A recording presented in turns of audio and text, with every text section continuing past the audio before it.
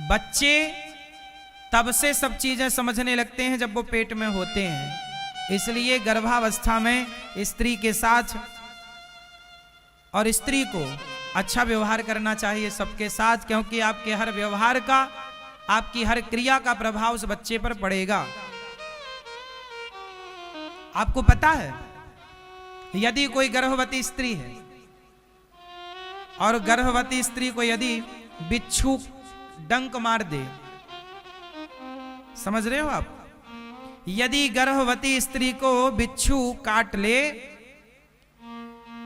उस समय प्रभाव देखिए कि गर्भावस्था में यदि किसी स्त्री को बिच्छू डंक मार दे, काट ले, तो जो बच्चा पैदा होगा फिर उसे कभी बिच्छू कितनी भी काटे उसे बिच्छू का डंक असर नहीं करेगा, जहर नहीं चढ़ेगा उसका। पता है आपको? मुझे बिच्छी नहीं चढ़ती, मैं बिच्छू को पकड़ लेता हूं, क्योंकि जब मैं गर्भ में था, मां के पेट में था, तब मेरी मां को बिच्छी ने डंक मारा था। उसका प्रमाण मैं खुद हूं, मेरे को नहीं चढ़ती। इसका मतलब समझ रहे हैं आप? गर्भावस्था में मां के साथ किया गया हर व्यवहार बच्चे पर प्रभाव डालता है। यहां तक कि बिच्छी का काटना भी बच्चे को प्रभावित करता है। प्रैक्टिकली है ये बात, प्रैक्टिकली है। आपको बिच्छी काटती है तो चढ़ती है कि नहीं? हाँ या ना? हमें नहीं चढ़ती। क्यों नहीं चढ़ती? क्योंकि जब हम मां के पेट में थे तब बिच्छी का जहर मां के पेट में गया और उस जहर से हमारा गर्भ में ही परिचय हो गया है, तो अब वो जहर हमारा दोस्त हो गया है। अरे कोरोना की जो वैक्सीन लग रही है, वो वैक्सीन क्या है? वो भी एक प्रकार का बैक्टीरिया ही तो है, कि उस बैक्टीरिया से लड़ने के लिए ये बैक्टीरिया मदद करता है। तो जब आप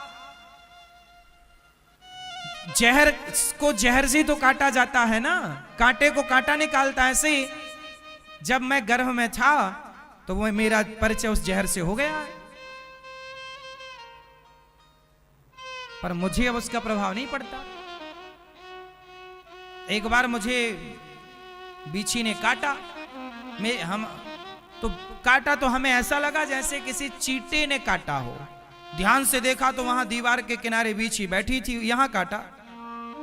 छोटे थे ना तो टीवी देखने गए थे, रात के 9 बजे अलिफ लैला आता था, चंद्रकांता की कहानी, अलिफ लैला, शक्तिमान। हम लोग जब बच्चे थे ना तो ये सीरियल देखते थे। चंद्रकांता देखा आप लोगों ने? हाँ, हमारे टाइम पे चंद्रकांता, अलिफ लैला आता था। तो हम लोग रात को दूसरे घर में टीवी देखने गए थे, रात के 9 बजे आता था। कुछ इनमें से कोई रात को 9 बजे आता था। क्या आता था? तो मैं गया, वो कच्ची दीवारें होती थी, दीवार माटी वाली, तो माटी बारिश में निकल जाए तो वो दीवार, एक ईंट से दूसरी ईंट के बीच में जो गैप, वहां बिच्छी बैठी थी और मैं दीवार में टिक के खड़ा हो गया, तो यही उसने डंक मारा। फिर टॉर्च से देखा तो बिच्छी थी, चढ़ी नहीं, समझ गया मैं। इसके बाद तो मैं पकड़ के खेलने लगा उनके साथ। तो बिच्छी पकड़ लेता हूं, जो डंक मार देती है ना, किसी किसी को तो इतना चढ़ती है 3 दिन तक उसका जहर 3 दिन तक रहता है। यदि किसी को डस ले, वो उसका डंक लग जाए तो 3 दिन तक उसका असर रहता है। पहले दिन बहुत ज्यादा, दूसरे दिन कम, तीसरे दिन हल्का रहता। लेकिन व्यवहार जो है, माँ जो सुनती है, माँ जो सुनती है, माँ जो सुनाती है, माँ जो व्यवहार, यदि माँ के अंदर कपट है तो वो कपट का भी प्रभाव बच्चे पर पड़ेगा। और माँ के अंदर प्रेम है भगवान के लिए या समाज के लिए, वो प्रेम का प्रभाव भी पड़ेगा। मतलब माँ का हर व्यवहार, माँ के साथ किया गया हर व्यवहार बच्चे पर प्रभाव डालता है। कितने लोग इस बात से सहमत हैं? यदि माँ को कोई बीमारी है तो वो बीमारी भी, कुछ बीमारियां माँ के साथ या बाप की बीमारी बच्चे को आती है, होती है। ये सोचिए कि जब माँ बाप की बीमारी बच्चे के साथ है तो फिर माँ बाप का हर व्यवहार संस्कार भी तो माँ बाप का बच्चे के साथ होगा। इसलिए कुछ चीजें पेट में हो जाती हैं, इसलिए माँ बाप को अच्छे से रहे। आजकल के लड़का लड़की शादी करते हैं ना, पहले का जमाना शादी क्यों की जाती है? शादी आपने शादी क्यों की? आपकी शादी हो गई पीले वाले भैया? अभी नहीं हुई। दादाजी आपकी शादी हुई? हो गई। तो चलो बताओ आपने शादी क्यों की? परिवार चलाने। परिवार तो कुत्तों का भी चल रहा है, सुअर का भी परिवार बढ़ रहा है। और परिवार क्या, सुअर का तो एक साथ 12-12 होते हैं, कुत्ते के 7-7 10-10। परिवार चलाना ये सही उत्तर नहीं है। शादी क्यों की जाती है? परिवार चलाने के लिए। परिवार तो होएगा ही, अब कहां जाएगा? हमने विवाह क्यों किया? विवाह का जो मूल उद्देश्य था आज लोग भूल गए हैं। आज जो इन्होंने उत्तर दिया वो उत्तर सबका है। महाराज जी परिवार चलाने के लिए, परिवार बढ़ाने के लिए, वंश बढ़ाने के लिए शादी की ना, उत्तर गलत है। उत्तर सही क्या है? पहले के लोग विवाह क्यों करते थे? विवाह इसलिए करते थे क्योंकि विवाह के बिना पुरुष को यज्ञ का अधिकार नहीं होता। विवाह के बिना पुरुष को यज्ञ का अधिकार, विवाह के बिना स्त्री को यज्ञ का अधिकार नहीं होता, स्त्री को भी और पुरुष को भी। इसलिए भगवान राम ने जब माता सीता वनवास में थी तो गुरु वशिष्ठ जी ने कहा कि अब आप यज्ञ नहीं कर सकते, आपको यज्ञ का अधिकार नहीं, क्योंकि आपके साथ आपकी पत्नी नहीं है। तो क्या करें? बोले सोने की सीता बनाओ। तब सोने की सीता बनाई गई और माता सीता को राम जी के बगल में बिठाया गया। तब राम जी यज्ञ करने के अधिकारी हुए। तो शादी क्यों की जाती है? विवाह का उद्देश्य क्या है? मेरी पत्नी मेरे भगवत प्राप्ति में सहयोगी है। उद्देश्य है ईश्वर की प्राप्ति में सहयोगी, ना कि बच्चे बच्चे तो हो ही जाएंगे। दूसरा कारण विवाह इसलिए, पहला तो आपको अधिकार मिला यज्ञ करने का। भाई आप यज्ञ के अधिकारी कब बने? जब आपका विवाह हुआ, गृहस्थ आश्रम में है तो आप यज्ञ के अधिकारी हैं। यदि आप गृहस्थ में नहीं है तो आप यज्ञ के अधिकारी बिल्कुल नहीं है। कुछ विधान ऐसे होते हैं यज्ञ में जो पत्नी के बिना संपन्न नहीं होते। कुछ पूजाएं ऐसी होती हैं जो पत्नी के बिना पूरी ना हो ही नहीं सकती। तो पत्नी का होना आवश्यक है, इसलिए पत्नी हमें अधिकारी बनाती है, पहला। दूसरा, पति और पत्नी यदि सात्विक हैं, अच्छे विचारधारा के, अच्छे भाव के हैं, तो आप दोनों के संबंध से समाज का कल्याण करने के लिए, समाज का, जोर से, समाज का कल्याण करने के लिए एकाध बढ़िया संतान मिल जाएगी, ताकि आपकी संतान से समाज का उत्थान होगा। पहले का उद्देश्य ये था कि हम बच्चा इसलिए पैदा करेंगे कि वो समाज का कल्याण करेगा। आजकल तो बस पैदा करना है, अब वो समाज का क्या कल्याण करेगा? आजकल तो माँ बाप का ही कल्याण नहीं कर पा रहे हैं बच्चे, समाज का तो छोड़ दो। आज की औलादें तो माँ बाप का ही कल्याण नहीं कर पा रहे हैं, माँ बाप को ही घर से निकाल देते हैं, हाँ या ना? तो ये समाज का क्या कल्याण करेंगे? ये तो माँ बाप को 2 वक्त की रोटी नहीं दे पाए। यदि दे पाते तो वृद्धाश्रम क्यों बनाना पड़ता?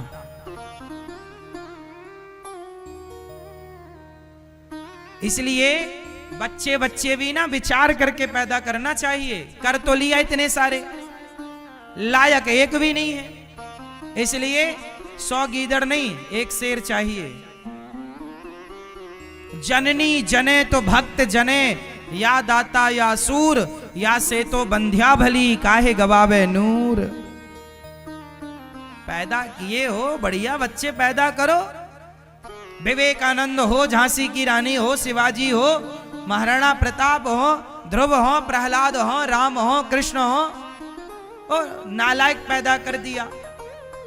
अच्छा तुम्हारी तरफ आंख दिखाता है, ए चुप रहना माँ, लो माँ को आंख दिखाए, बाप को आंख दिखाए, ऐसी औलाद से अच्छा था कि तुम बिना औलाद के होते।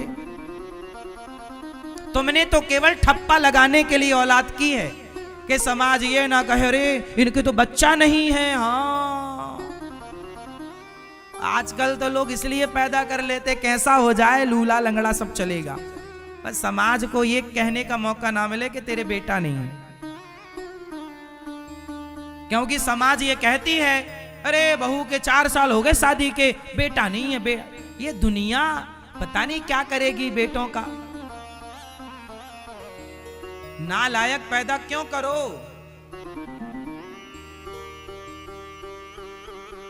क्यों करो?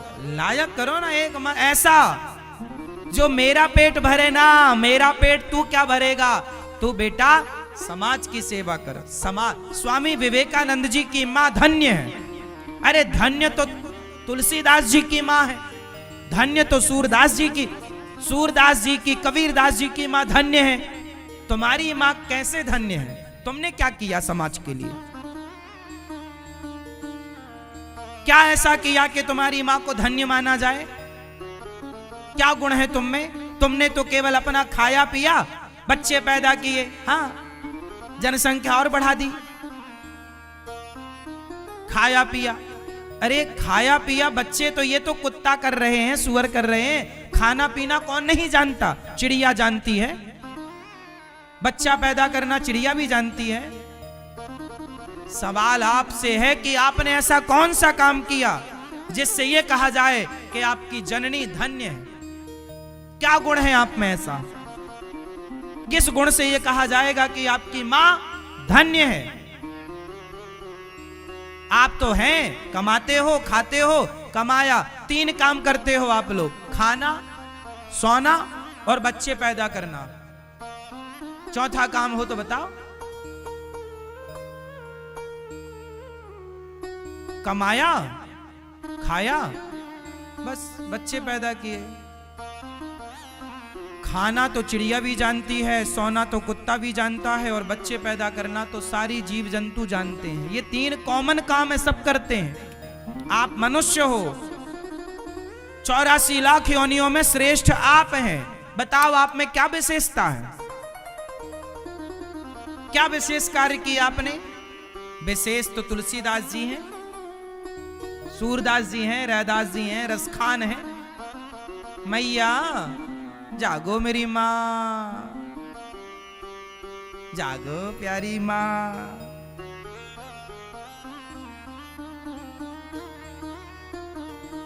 तो जननी जने तो, जोर से, जननी जने तो भक्त जने, या दाता या सूर वीर, या से तो बंध्या भली, बंध्या मतलब बांझ, या से तो बंध्या भली काहे गवावे नूर। क्यों इतना दर्द सहा तुमने? इसलिए लायक संतान पैदा करने के पहले माँ बाप आप अच्छे विचारों वाले होंगे, आप अच्छे आचरण वाले होंगे तो आपकी संतान अच्छी होगी। आजकल तो समाज में चल रहा है, जो लड़की पसंद आई, जो लड़का पसंद आया, उसी से कोर्ट मैरिज, लव मैरिज कर ली, शादी कर ली। ना बाप का पता, ना माँ का पता, ना कुल का पता, ना खानदान का पता, ना गोत्र का पता। बच्चे पैदा कर लिए, उन बच्चों को पता ही नहीं कि हम कौन हैं, हमारा गोत्र क्या, हमारी जाति क्या, हम वंश क्या, कुछ नहीं पता। वो वर्ण संकरी है। वो कौन है? माँ कोई और, बाप कोई और, तो औलाद क्या होगी? बोलो। लड़की हिंदू, लड़का मुसलमान, लड़का ब्राह्मण, लड़की क्षत्रिय, तो तुम्हारी जो संतानें होंगी वो वर्ण संकर ही तो होंगी। यही तो वर्ण संकरता है। यही औलादें तो आगे चल के समाज को हानिकारक होती हैं। इसी का परिणाम भोग तो रहे हो। अभी मुगल आए थे तो कोई स्त्रियां लेकर थोड़ी आए। उन मुगलों ने भारत की स्त्रियों के साथ दुराचार किया और उनसे बच्चे पैदा किए। तो वो ना वो ही रह गए ना यही रह गए, बीच के हैं, आज वो परेशान करते हैं। वही तो वर्ण संकरी है। ना वो रह गए ना वो ये हो पाए, बीच की धारा है। इसलिए मां श्रेष्ठ वर्ण की हो, श्रेष्ठ कुल की हो, पिता श्रेष्ठ कुल का हो तो संतान श्रेष्ठ होगी। इसलिए पहले के लोग शादी विवाह में विचार करते थे, अब तो बिना विचार के सब कुछ है। और हमारे ऋषि मुनि कह गए कि बिना विचारे जो करें सो पाछे पछताएं, और काम बिगाड़े आपनो जग में होए हंसाएं। इसलिए ब्राह्मणों का विवाह ब्राह्मणों में ही होना चाहिए, क्षत्रियों का विवाह क्षत्रियों में, और वैश्यों का विवाह वैश्यों में, और शूद्रों का विवाह शूद्रों में। आजकल ना लोग कहते नहीं जी हम क्यों माने, ये सब जो मन में आ रहा है लोग कर रहे हैं, उसी का परिणाम ये सब देखने को मिल रहा है। ये क्लबों में जाने वाले कौन है? ये सब वर्ण संकरी हैं। कोई अच्छी औलाद, अच्छे बाप का, अच्छी माँ का, अच्छा वंशधर होगा, अच्छा इज्जतदार होगा, समाज में अच्छे लोग होंगे, वो क्लबों में क्यों जाएंगे बताओ? पराई औरत के संग जो डिस्को हो रहा है, शराब चल रही है, ये कौन लोग हैं? ये वर्ण संकरी हैं। इनके बाप कुछ और है, माँ कुछ और है, तो औलाद तो ऐसी होगी ना, डिस्को करने वाली, किसी औरत के संग, किसी मर्द के संग। अरे पहले के लोग अपना चरित्र नहीं गवाते थे। पहले के लोग अपना, हमारी भारत की महिलाएं जौहर हो जाती थी, सुना आप लोगों ने? जौहर की गति जौहर जाना, मीराबाई ने पद में गाया। मतलब मीरा के जमाने में जौहर की परंपरा थी। परंपरा क्या? कि पति यदि युद्ध में हार गया या मारा गया, जब पृथ्वीराज चौहान को मोहम्मद गौरी पकड़ के ले गया तो संयोगता जौहर हो गई थी। पृथ्वीराज चौहान की पत्नी, उनके साथ 10,000 स्त्रियां जौहर हुई थी। 10,000, जानते हो 10,000 कितना होता? बड़ी भट्टी होती थी, बड़ी आग होती थी, जिंदा कूद गई। क्यों कूद गई? कि मेरे शरीर को कोई दूसरा मर्द स्पर्श ना करे। पतिव्रता नारी है ये ऐसी स्त्रियां थी। और ऐसी स्त्रियां तब पैदा होती हैं जब मां श्रेष्ठ कुल की हो, बाप श्रेष्ठ कुल का हो, तब श्रेष्ठ विचारों वाली संतान होती है। वरना आजकल तो मर जाए, दूसरा जिंदाबाद, तीसरा जिंदाबाद।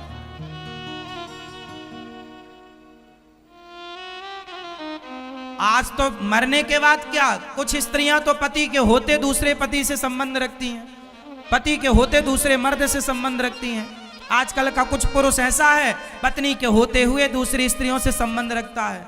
ये कौन लोग हैं? ये अच्छे वंशावली वाले लोग नहीं हैं। ये वो लोग नहीं हैं कि जो बढ़िया हो।